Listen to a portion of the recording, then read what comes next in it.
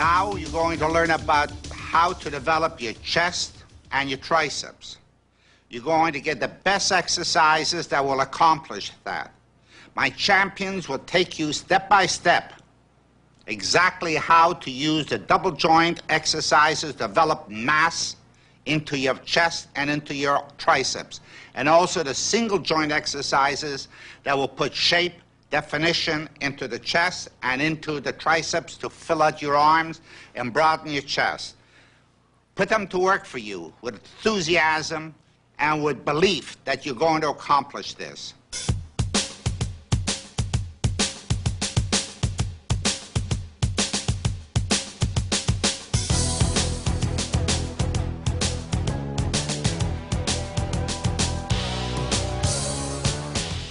One of the functions of the chest muscle is to pull the arm across the body so that the shoulder extends forward and you have the opposition in the back muscle.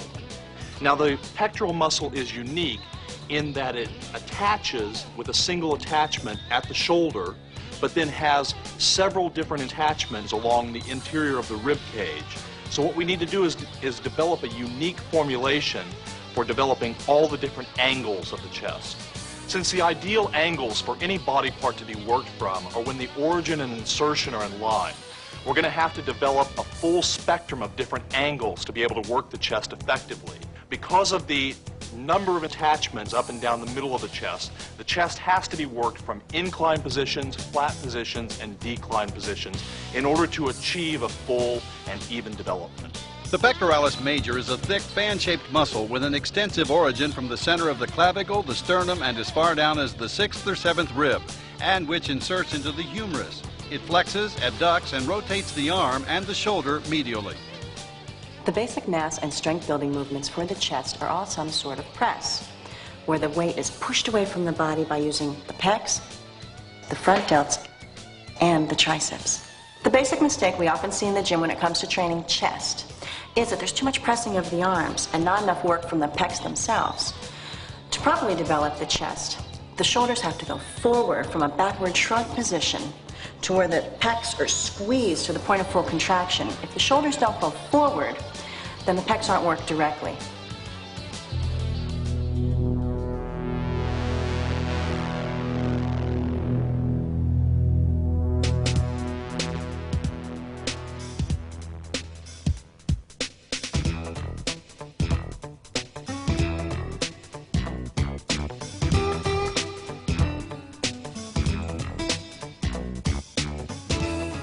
The flat barbell bench press has always been one of the most popular of upper body exercises because it not only develops the pectoral muscles, but the triceps and the front deltoids as well.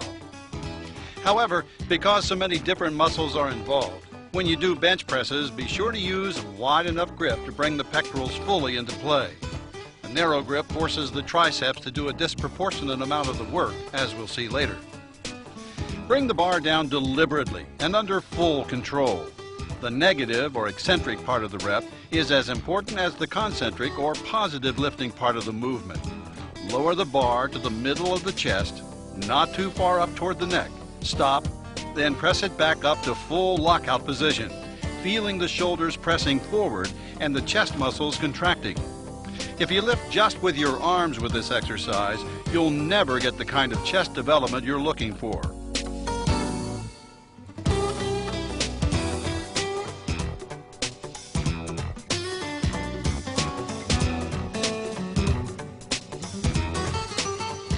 Bringing the bar to a full stop at the bottom is important. When you bounce the weight off your chest, you risk injury and take away from the difficulty of the exercise. So if you want full intensity from the bench press, lower the bar to the chest and come to a full stop before pressing it up again. When you're doing the bench press, be sure to control the bar, the speed at which it comes up and down, and how far down you're going. You don't want that bar to push your body backward to where your chest is being overexpanded and your arms are being pushed to the sides and you're feeling this tearing sensation in the pec deck area. You see a lot of guys bench pressing. They just bounce the weight and jerk it back up. Always keep it smooth. That downward motion is just as important as pushing it up. It's just as important because it stresses strength and muscular definition in the muscle.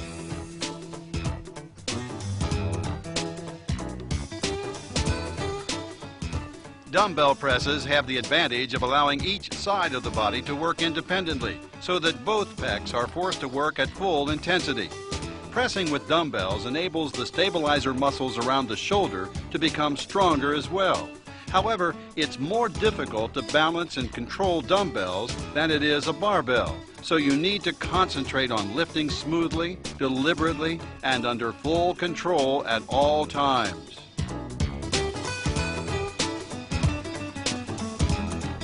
When you press the dumbbells, don't press them directly straight up and down, which involves too much triceps and not enough chest. Instead, lift and lower them in a slight arc, with the dumbbells moving outward on the way down and coming back in toward one another on the way up. Not as much as with a flying exercise, but somewhat of the same movement. This gives you a fuller and more complete contraction of the chest muscles than can generally be achieved when your hands are locked in place holding onto a barbell.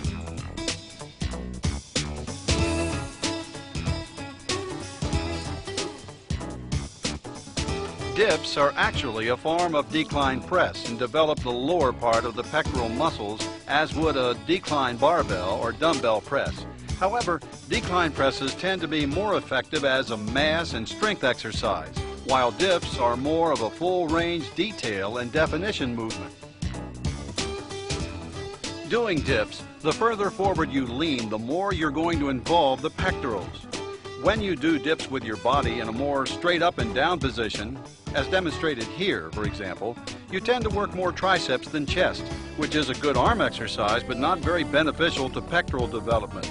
With dips, the lower you go, the more intense the movement, but never drop down so low that you overstretch the muscles, tendons, and ligaments involved and increase your risk of injury.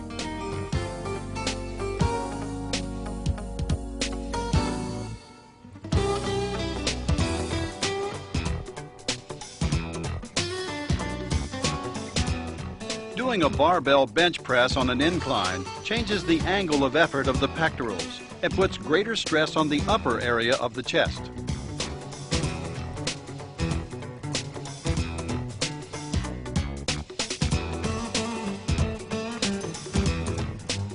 Incline presses are done exactly like flat bench barbell presses, except for two things.